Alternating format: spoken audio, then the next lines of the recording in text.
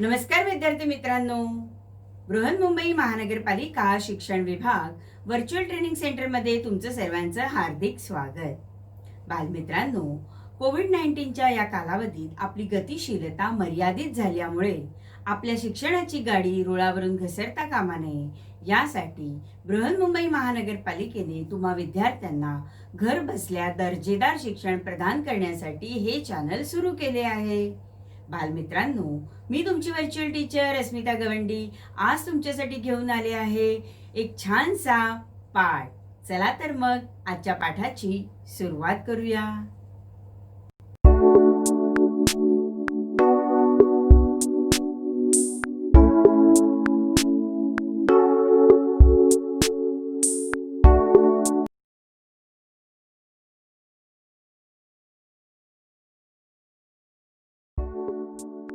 विद्यार्थी मित्रांनो, आज आपण इयत्ता 9वीचा आपला आजचा विषय आहे राज्यशास्त्र.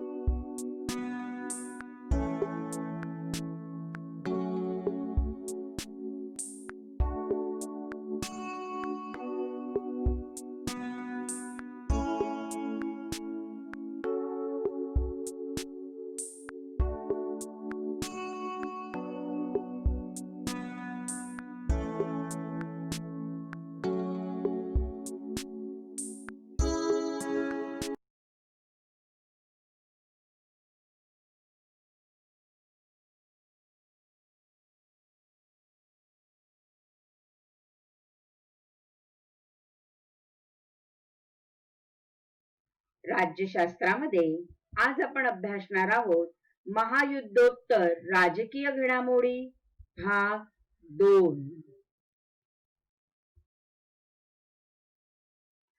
विद्यार्थी मित्रांनो, आपण भाग 1 मध्ये दुसरं महायुद्ध 1939 ते 1945 या कालावधीत घडलेलं हे जे महायुद्ध होतं त्याचा अभ्यास केला होता आणि आपण जाणून घेतले की या युद्धात अधिक प्रगत तंत्रज्ञानाचा अवलंब करण्यात आला होता. दुसऱ्या महायुद्धात मित्र राष्ट्र होती Britain, France, Russia, America, Australia, Bharat, चीन आणि कॅनडा.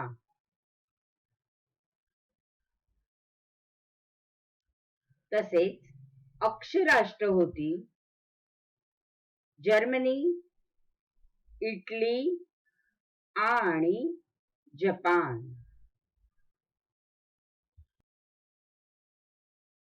दुसऱ्या महायुद्धात अमेरिकेचा महत्वाचा सहभाग होता. अमेरिकेने अणुबॉम्बची निर्मिती केली होती आणि जपानमधील हिरोशिमा या शहरावर 6 ऑगस्ट 1945 रोजी आणि नागासाकी या शहरावर 9 ऑगस्ट 1945 रोजी बॉम्ब हल्ला करून हे शहर उद्ध्वस्त केले. जपानच्या पराभवानंतर दुसरे महायुद्ध संपले.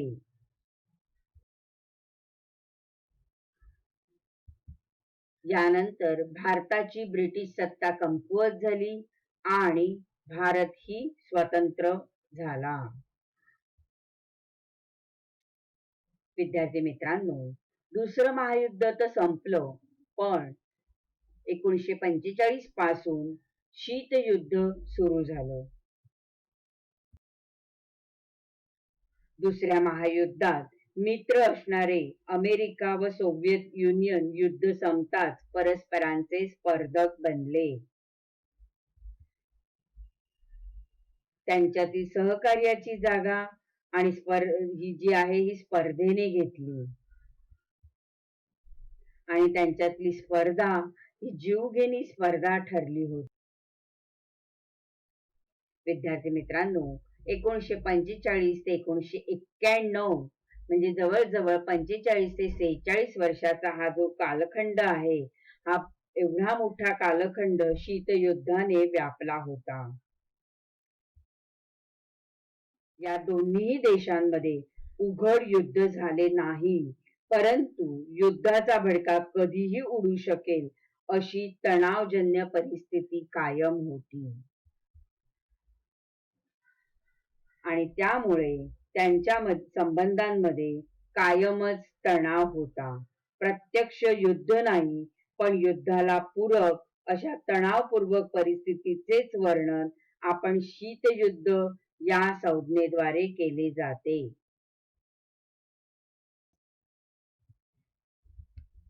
प्रत्यक्ष युद्ध न होता युद्धजन्य स्थिती म्हणजे युद्धासाठी पूरक अशी तणावपूर्ण परिस्थितीलाच शीतयुद्ध असे म्हणतात.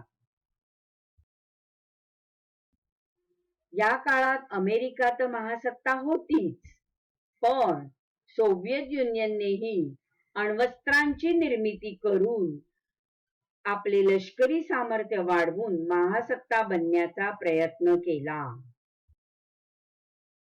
अमेरिका व सोव्हिएत युनियन या दोन महासत्तातील संघर्ष, सत्ता स्पर्धा, शस्त्र स्पर्धा, विचार प्रणालीतील भेद, परस्परांना काटशह देण्याची वृत्ती, राजकीय अविश्वास या सर्व बाबींमुळे शीतयुद्ध सुरू झाले होते.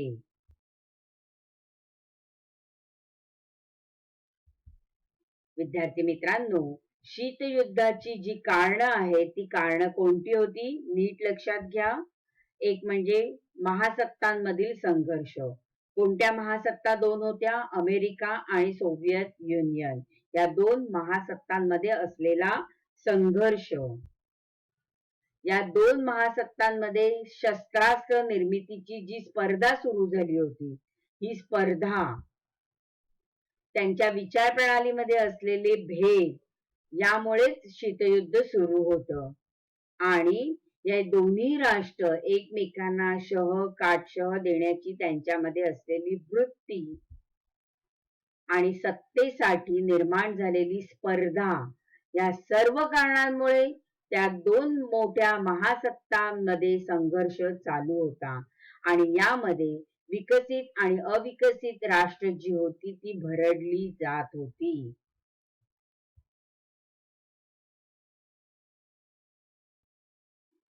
या शीतयुद्धाचे परिणाम कोणते झाले? तर लष्करी संघटनांची निर्मिती, जगाचे द्विध्रुवीकरण, शस्त्रास्त्र स्पर्धा, प्रादेशिक संघटनांची निर्मिती, अलिप्ततावाद. विद्यार्थी मित्रांनो, हे जे शीतयुद्धाचे जे परिणाम आहेत, हे परिणाम आता आपण विस्ताराने पाहूया.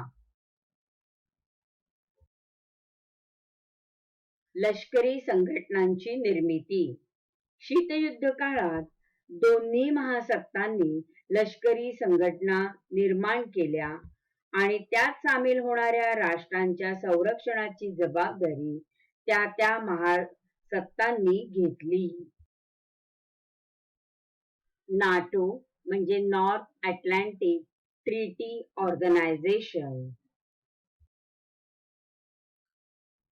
नाटो म्हणजेच नॉर्थ अटलांटिक ट्रीटी ऑर्गनायझेशन याची स्थापना 4 एप्रिल 1949 रोजी झाली आणि त्याचं मुख्यालय जे आहे ते ब्रुसेल्स, बेल्जियम येथे आहे. विद्यार्थी मित्रांनो, उत्तर अटलांटिक करार संघटना म्हणजेच north Atlantic treaty organisation NATO ही लष्करी संघटना आहे. तिची स्थापना 4 एप्रिल 1949 ला झाली आणि तिचं मुख्यालय ब्रुसेल्स, बेल्जियम येथे आहे. तसेच या संघटनाने सामूहिक संरक्षणाची जबाबदारी घेतली आहे. त्याचे सदस्य बाहेरील आक्रमणाच्या वेळी मदत करतील. नाटोला शह देण्यासाठी सोव्हिएत युनियनच्या प्रभुत्वाखाली 1955 मध्ये पूर्व युरोपीय देशांशी वॉर्सा करार संघटना तयार केली. यामध्ये सहभागी देश जे होते ते सोव्हिएत संघ, पोलंड, पूर्व जर्मनी, चेकोस्लोवाकिया, हंगेरी, रोमानिया आणि बुल्गारिया हे प्रमुख देश होय. शीतयुद्ध काळात जगातील बहुतेक देश दोन महासत्तांच्या गटात सामील झाले होते आणि राष्ट्रांची अशी दोन गटात विभागणी होणे म्हणजेच द्विध्रुवीकरण होय. विद्यार्थी मित्रांनो, 1962 ची शीतयुद्ध काळातील एक अतिशय महत्वपूर्ण घटना म्हणजे क्युबाचा संघर्ष. अमेरिकेने क्युबावर बंधने घातली तेव्हा अमेरिकेला शह देण्यासाठी सोव्हिएत युनियनने क्युबाला शस्त्रास्त्रे पाठवली आणि यामुळेच अमेरिकेने क्युबाशी युद्ध पुकारले. सोव्हिएत युनियनचे या सुमारास विघटन झाले आणि जगातील शीतयुद्ध संपले.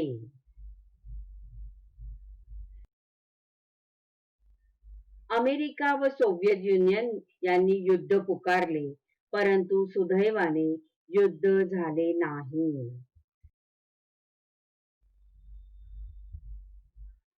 1917 मध्ये रशियात साम्यवादी क्रांती झाली आणि त्यातूनच सोव्हिएत युनियन अस्तित्वात आले. अल्पावधीतच सोव्हिएत युनियन आंतरराष्ट्रीय राजकारणात महासत्ता म्हणून आकारास आली. विद्यार्थी मित्रांनो, अमेरिका आणि सोव्हिएत युनियन यांच्यात टोकाचे मतभेद होते. अमेरिका हे भांडवलशाहीचा पुरस्कार करणारे लोकशाही राज्य होते, तर सोव्हिएत युनियन हे समाजवादाचा व एकपक्षीय हुकुमशाहीचा पुरस्कार करणारे राज्य होते. विद्यार्थी मित्रांनो, तुम्हाला माहिती आहे अर्थव्यवस्थेचे 3 प्रकार आहेत. अर्थव्यवस्थेमध्ये भांडवलशाही अर्थव्यवस्था, समाजवादी अर्थव्यवस्था आणि मिश्र अर्थव्यवस्था. तर अमेरिकेने भांडवलशाही अर्थव्यवस्था स्वीकारली, तर सोव्हिएत युनियनने समाजवादी अर्थव्यवस्था स्वीकारलेली होती. आपले प्रभुत्व वाढावे म्हणून अमेरिका आणि सोव्हिएत युनियनच्या या दोन्ही महासत्तांनी लहान राष्ट्रांना आपापल्या गटात खेचण्याच्या प्रयत्नांना सुरुवात केली. परिणामी युरोपचे वैचारिक पातळीवर विभाजन झाले. पश्चिम युरोप तेथील देश अमेरिकेच्या गटात सामील झाले, तर पूर्व युरोपमधील देश सोव्हिएत युनियनच्या गटात सामील झाले. आपापल्या गटातील राष्ट्रांना लष्करी व आर्थिक मदत देण्याचे धोरण महासत्तांनी स्वीकारले. विद्यार्थी मित्रांनो, आता आपण बघूया शस्त्रास्त्र स्पर्धा कशी निर्माण झाली होती. म्हणजे शीतयुद्धाचा जो परिणाम आपण अभ्यासत आहोत त्यामध्ये शस्त्रास्त्र स्पर्धा जी आहे हे एक मुख्य परिणाम त्याचा निर्माण झाला होता. महासत्ता एकमेकांना काटशह देण्यासाठी फार मोठ्या प्रमाणावर शस्त्रांची निर्मिती करू लागल्या. अधिकाधिक संहारक अस्त्रे बनवण्याच्या संदर्भात व त्यास लागणारे तंत्रज्ञान अवगत करण्यासाठी स्पर्धा सुरू झाली. परंतु शस्त्रास्त्र स्पर्धेमुळे जागतिक शांतता धोक्यात येईल याची जाणीव दोन्ही महासत्तांना झाल्यामुळे शस्त्रास्त्र नियंत्रणाचे आणि निशस्त्रीकरणाचे प्रयत्नही याच काळात झाले. प्रादेशिक संघटनांची निर्मिती. महासत्तांच्या स्पर्धेत विकसनशील राष्ट्रांनी परस्परांना मदत करण्यासाठी आपापल्या प्रादेशिक पातळ्यांवर संघटना निर्माण केल्या. त्यांना आर्थिक विकास महत्वाचा वाटत होता आणि म्हणूनच युरोपमधील देशांनी युरोपीय आर्थिक संघ निर्माण केला. तर आग्नेय आशियांनी म्हणजे Singapore, Thailand, Malaysia, Indonesia, Philippines इत्यादींनी एशियन संघटना निर्माण केली. अलिप्ततावाद. शीतयुद्ध सुरू झाल्यानंतरच्या काळात एकीकडे जगाचे द्विध्रुवीकरण होत होते, पण त्याचबरोबर काही देशांना महासत्तांच्या स्पर्धेत सामील व्हायचे नव्हते. अशा राष्ट्रांनी महासत्तांच्या स्पर्धेपासून अलिप्त राहण्याचे जे धोरण स्वीकारले त्यालाच अलिप्ततावाद असे म्हणतात. अलिप्ततावाद ही शीतयुद्ध काळातील एक महत्वाची चळवळ होती. अलिप्ततावादी चळवळ. दुसऱ्या महायुद्धानंतर आशिया व आफ्रिका खंडातील नव्याने स्वतंत्र झालेल्या देशांनी अलिप्ततेच्या विचाराला पाठिंबा दिला व ती एक महत्वपूर्ण चळवळ झाली. भारताचे प्रधानमंत्री जवाहरलाल नेहरू, युगोस्लाव्हियाचे अध्यक्ष मार्शल टिटो, इजिप्तचे अध्यक्ष गमाल अब्दुल नासेर, इंडोनेशियाचे राष्ट्राध्यक्ष डॉक्टर अहमद सुकार्नो आणि घानाचे प्रधानमंत्री क्वामे नक्रुमा यांच्या नेतृत्वाखाली या चळवळीची सुरुवात सन 1961 पासून झाली. अलिप्ततावादी चळवळीने वसाहतवादास विरोध केला होता. मग वसाहतवाद म्हणजे काय? तर एका देशातील काही लोकांनी दुसऱ्या प्रदेशातील एखाद्या विशिष्ट भागात वस्ती करणे म्हणजे वसाहत स्थापन करणे होय. उदाहरणार्थ पहा तर ब्रिटिश जे आहे ते भारतात व्यापारी म्हणून आले आणि भारतामध्ये त्यांनी वसाहती निर्माण केल्या होत्या. मग आर्थिक आणि लष्करी दृष्ट्या बलशाली देशांनी आपल्या सामर्थ्याच्या बळावर एखादा भूप्रदेश व्यापणे आणि त्या ठिकाणी आपले राजकीय वर्चस्व प्रस्थापित करणे म्हणजे वसाहतवाद होय. आणि या वसाहतवादालाच अलिप्ततावादी चळवळीने काय केलं होतं? विरोध केला होता. वसाहतवादी प्रवृत्तीतूनच साम्राज्यवाद उदयास येतो. मग या साम्राज्यवादात सुद्धा अलिप्ततावादी चळवळीने विरोध दर्शवला. वंशवाद.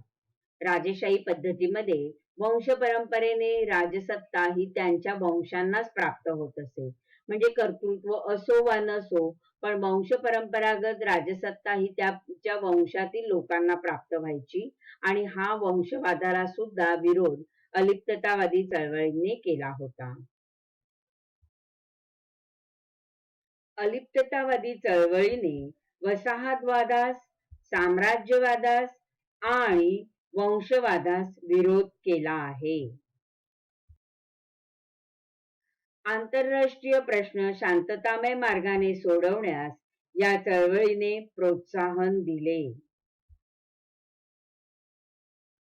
पंडित जवाहरलाल नेहरूंच्या मार्गदर्शनाखाली भारताने या चळवळीचे नेतृत्व केले.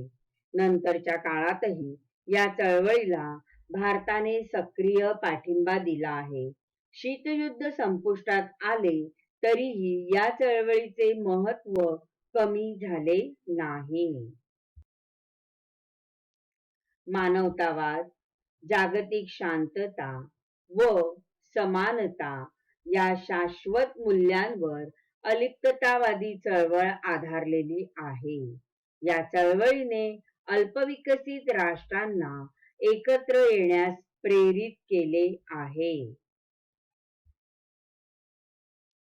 आंतरराष्ट्रीय प्रश्न शांततामय मार्गाने सोडवण्यास या चळवळीने प्रोत्साहन दिले.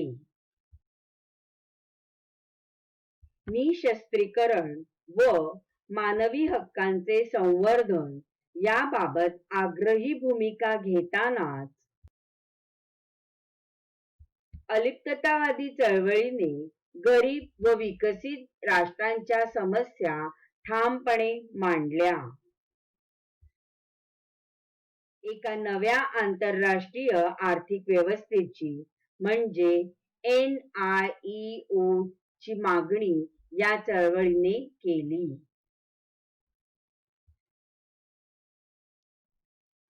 NIEO म्हणजे आंतरराष्ट्रीय आर्थिक व्यवस्था.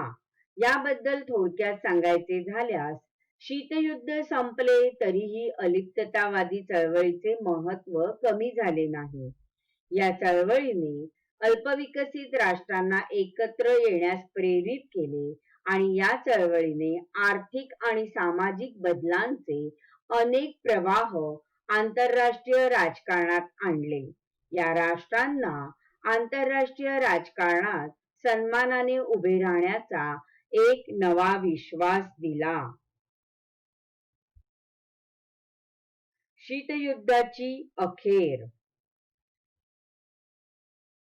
1945 पासून जागतिक राजकारणात प्रभावी असलेले शीतयुद्ध नंतर संपुष्टात आले. शीतयुद्धाची अखेर ही एक मागील शतकाच्या शेवटी झालेली अत्यंत महत्वाची घटना होती. शीतयुद्धाची अखेर होण्यास अनेक बाबी कारणीभूत होत्या.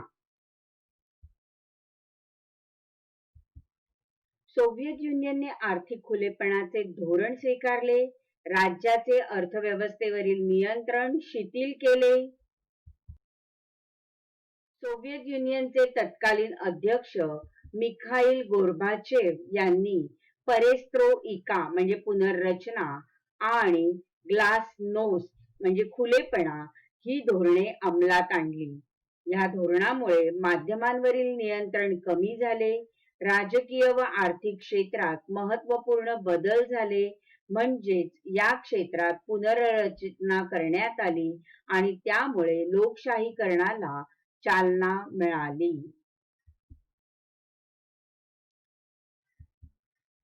पूर्व युरोपमधील सोव्हिएत युनियनच्या प्रभावाखाली देशांनी भांडवलशाही व लोकशाही मार्गाचा स्वीकार केल्यामुळे तेथील राजवटी बदलल्या. सोव्हिएत युनियनचे विघटन झाले व त्यातून अनेक नवी स्वतंत्र राष्ट्रे निर्माण झाली. रशिया हा सोव्हिएत युनियनमधील सर्वात मोठा देश होता.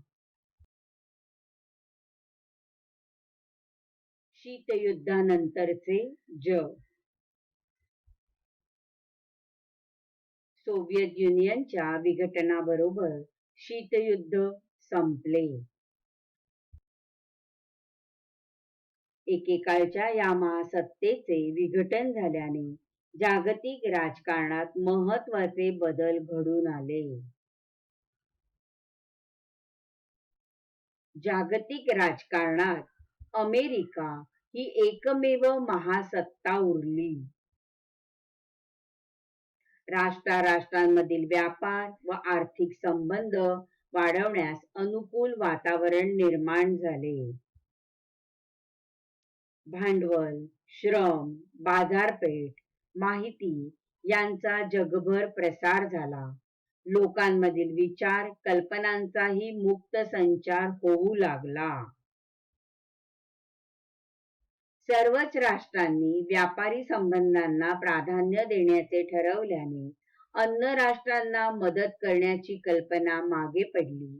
त्याऐवजी आर्थिक संबंध प्रस्थापित करण्याचे प्रयत्न होऊ लागले. म्हणजेच पूर्वी आपल्या विरोधातील एखाद्या देशाला शत्रू राष्ट्र म्हणून संबोधण्याऐवजी स्पर्धक राष्ट्र ही संकल्पना पुढे आली. आणि आता शत्रू राष्ट्र न म्हणता त्याऐवजी स्पर्धक राष्ट्र असे म्हटले गेले.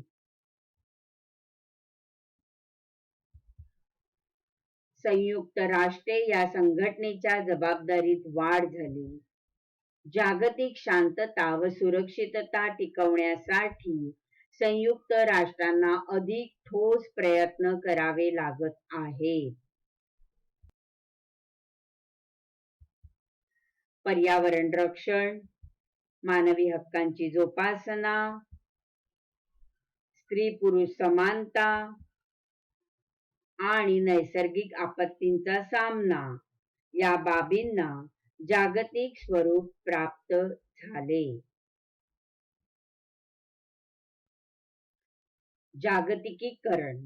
जागतिकीकरण म्हणजे काय? तर शीतयुद्धानंतर व्यापार व आर्थिक संबंधांमध्ये खुलेपणा आला.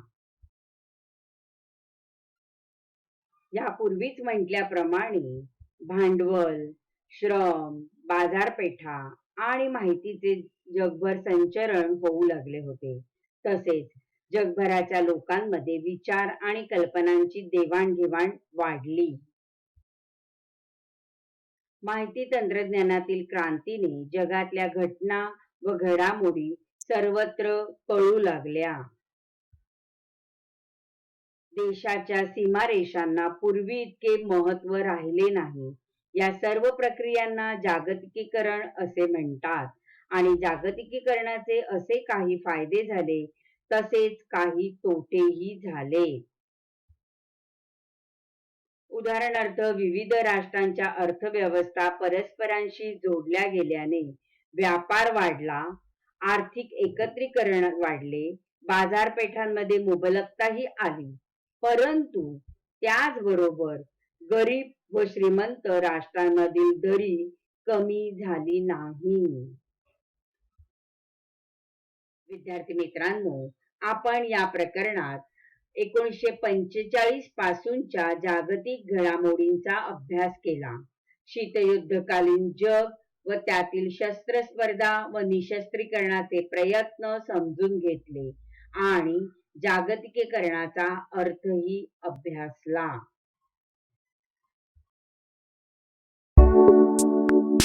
धन्यवाद.